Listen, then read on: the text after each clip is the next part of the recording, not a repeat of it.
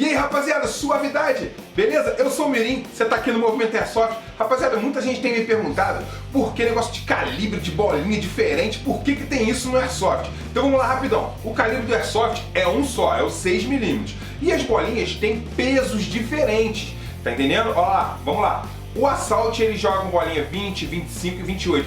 E o que é esse número 20, 25, 28? Ela é 0,28 gramas ou 0,25 gramas. Cara, ela é muito levinha, mas no equipamento, cara, ela faz uma diferença muito grande. Vamos lá, os Assault jogam com as bolinhas mais leves, o suporte também mais ou menos com leve e intermediária. O DMR, que é o atirador designado ou o franco atirador, ele joga com a bolinha intermediária. E já o Sniper, que tem a arma mais forte de todos esses operadores, ele joga com a bolinha mais pesada, porque ele dá um tiro de longa distância. Ou seja, 40, 42, 48, até 50 Sniper joga, beleza?